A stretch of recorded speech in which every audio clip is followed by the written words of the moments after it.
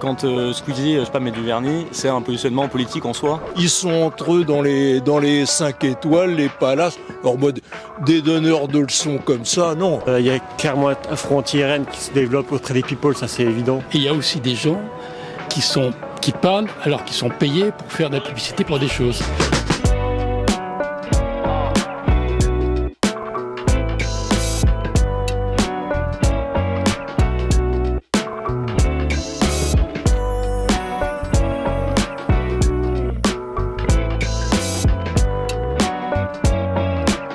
Bonjour à tous, c'est Gabriel Decroix pour BV. Ça ne vous aura pas échappé que le 30 juin prochain se tiendront les législatives anticipées. Nous allons aller à la rencontre des Français pour savoir ce qu'ils pensent des déclarations politiques des influenceurs, des célébrités, des stars qui ont massivement fait appel à voter contre le RN. Il y a eu Marion Cotillard, Kylian Mbappé, Marcus Thuram, le vidéaste Squeezie. Est-ce que les Français sont d'accord avec ces consignes de vote ?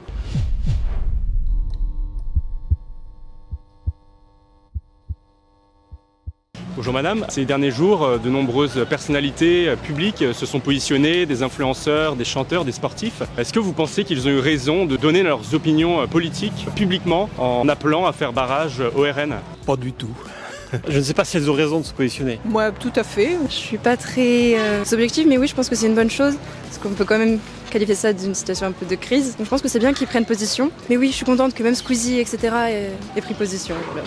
Je pense qu'ils ont eu raison, je pense que même c'est important. Je pense qu'il faut quand même séparer les différents influenceurs, parce qu'on pense beaucoup à Squeezie en ce moment. Vous avez parlé d'Mbappé. Mbappé, il a appelé à voter contre les extrêmes, pas contre le Rassemblement national. Il a appelé en gros à voter Macron, globalement. En tout cas, ce qui est sûr, c'est qu'elles ont le droit de donner leur opinion, ça c'est une certitude. Même elles ont le droit de profiter de leur popularité pour donner leur opinion. Ça ne fait aucun doute.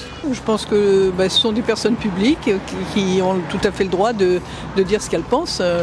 Alors que ce soit d'ailleurs dans un sens ou dans un autre, parce que là vous avez l'air de dire que c'est que dans un sens, j'en sais rien. Moi, c'est vrai que ce qu'on a entendu c'était plutôt comme ça, mais moi je pense que oui, ils ont tout à fait le droit, au contraire. Quand Squeezie, je sais pas, met du vernis, c'est un positionnement politique en soi et il est intéressant et du coup briser cette neutralité pour afficher des vraies positions, pour ne pas avancer masqué, c'est je pense la meilleure stratégie à faire et le meilleur moyen de effectivement lutter contre le Rassemblement national. Et il y a aussi des gens qui parlent alors qu'ils sont payés pour faire de la publicité pour des choses.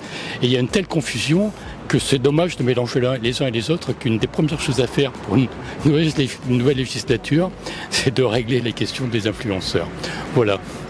Donc pour vous, les influenceurs, ce sont ceux qui sont payés pour se positionner. Je crois qu'il faut être très clair sur le vocabulaire. Quand vous parlez de vedette, il ne faut pas parler d'influenceur. C'est pas la même chose. Je crois que c'est vraiment...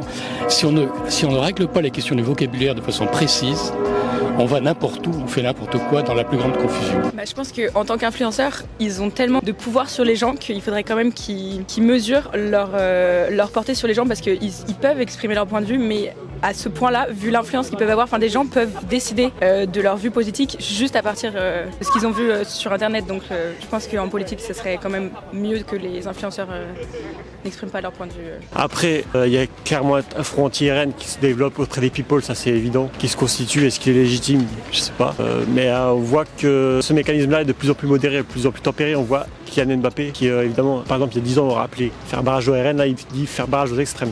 Il a un peu évolué. Moi je suis pas d'accord, parce que je pense qu'à partir du moment où tu décides de devenir une personnalité politique, tu prends place dans la société de manière publique, et donc tu as une responsabilité en fait vis-à-vis des personnes qui te suivent, et je pense que le Rassemblement national particulièrement est un parti qui est dangereux pour la démocratie, et qu'on a cette responsabilité en tant que citoyen, et en particulier personnalité politique, de défendre ça et de protéger notre démocratie, et donc d'appeler à faire barrage évidemment.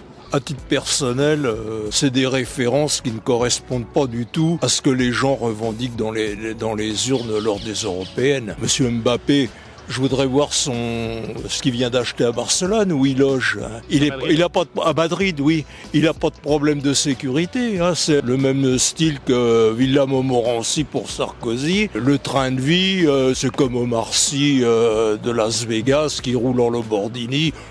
Non, Marion Cotillard, c'est pareil, mais allez les voir au Festival de Cannes, vous êtes chassés. Ils sont entre eux dans les 5 étoiles, les palaces, en mode des donneurs de leçons comme ça, non. Un OS de chez Renault, une caissière de Franprix, je veux bien l'entendre, mais ces gens-là, merci.